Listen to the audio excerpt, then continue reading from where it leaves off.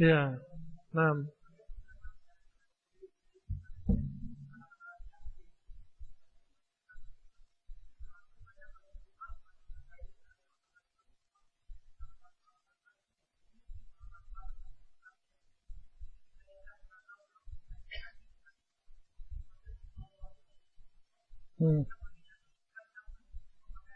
Iya.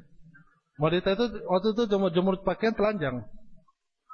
Nah, ana soal al-an, ketika wanita itu menjemur pakaiannya telanjang. Nah, enggak halas. Ada kemungkinan A, ada kemungkinan B, ada kemungkinan C. Taib, idza warada al-ihtimal sakat al-istidlal. Ketika terjadi kemungkinan beragam pada sebuah masalah atau sebuah dalil itu enggak bisa dijadikan acuan. Gugur satu dalil. Ya, dan dalil terkuat wallahu alam yang sebatas yang anda ketahui penafsiran kalimat tadi ma yad'u ila nikahiha. Karena kalangan zahiriyah menganggap kalimat nikah di sini bermakna jima'. Kalau dia bermakna jima' benar. Silahkan. Dia harus lihat semuanya tentunya. Ya kan? Sampai aurat yang alafu yang ya itu seperti itu. Ya, tapi masalahnya apakah benar nikah di sini bermakna jima'? Nikah sendiri multitafsir dalam Al-Quranul Karim. Saya terangkan di awal-awal pembahasan kan, bahwa kalangan Arab itu sangat detail dalam menggunakan kalimat nikah. Kalau nikah ini kaitannya dengan wanita dia, istri dia bermakna jima'. Kalau nikah ini tidak kaitannya dengan istri atau wanita dia, yaitu bermakna akad nikah.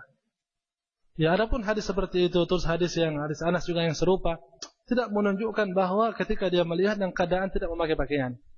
Ya, dan menunjukkan hal semacam itu.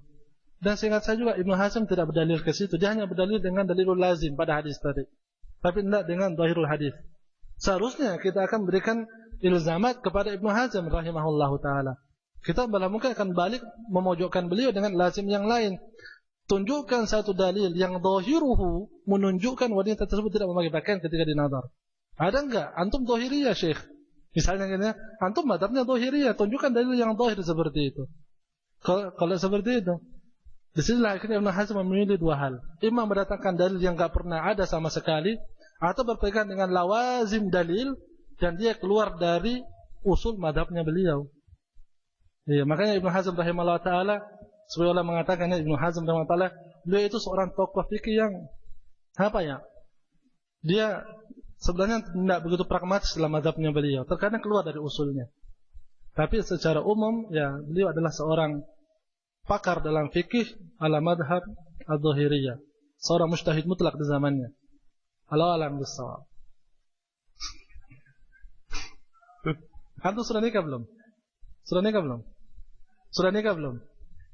Setidaknya soalnya antum menunjukkan amalannya. Ya tahu lah Masya Allah, canda.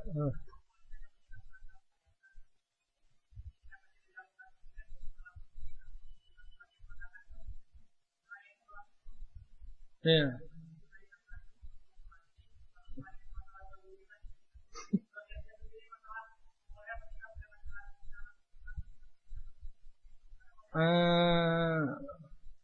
Kalau kita berbicara tentang tata cara berargumen dengan dalil ya, umum itu sendiri terbagi menjadi 3 bagian.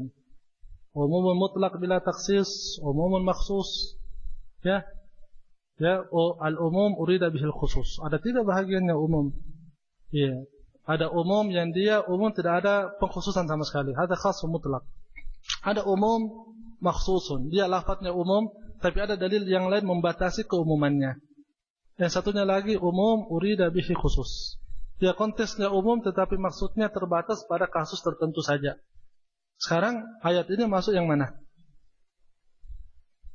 Nah, kalau kita bicara di sini ya, akhirnya antum harus mendudukkan antara ayat tersebut dengan dalil-dalil pembolehan. Dan tidak mungkin Nabi SAW melakukan atau membolehkan bagi sahabat hal yang dilarang oleh Quran. Ya, paling kita mengatakan mungkin ayat ini umum dikhususkan dengan kondisi seperti ini. Ya, atau ke ayat ini am pada kasus tertentu. Ya, dikhususkan dengan kasus yang lain. Atau am urida bihi khusus, mungkin yaqdudna basarahinna di sini maksudnya di sini menundukkan pandangan bila mana nazar itu bisyahwat. Dan ini mahallul ijma'. Jadi ulama enggak seorang pun yang mengingkari hal tersebut bahwa terlarang wanita memandang laki-laki dengan syahwat. Mungkin maksudnya menundukkan pandangan itu di situ. Kalau ini kita terapkan ya itu tadi al-am urida bihi khusus. Iya.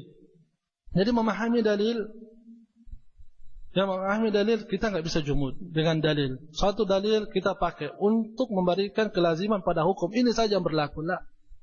Ya, kadang-kadang kita harus melebarkan pandangan kita kepada dalil yang lain.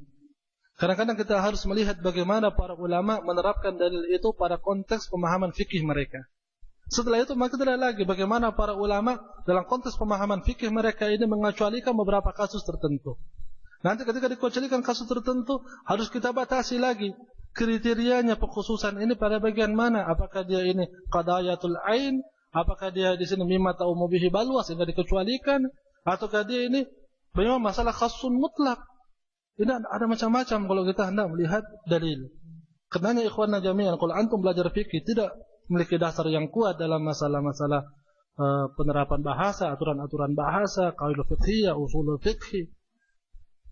Ya, akhirnya imam antum tergelincir dan mengikut kepada madhab Imam Ibn Hazm karena ini mungkin lebih mudah untuk diterapkan ya dalam pandangan sebagian orang, ataukah asbahtum muqallidin, antum menjadi muqallid selamanya seumur hidup sampai mati. Makanya ikhwana jami'an, kenapa para ulama membagi ulum itu sangat banyak? Bukan untuk dipandangi, bukan untuk kita lihat oh nahdijin hebat di lugha, oh di sini orang-orang Asy'ariyah hebat di usul, oh kalangan Dhahiriyah hebat di hadis. Antum sendiri Ahlussunnah hebat di mana? Ulum ini ada ikhwan untuk dipelajari, yang untuk dikaji, dibahas dari awal, dari dasar. Atau ilmunya Ahlussunnah. Tetapi Ahlussunnah sendiri jauh dari ilmu tersebut.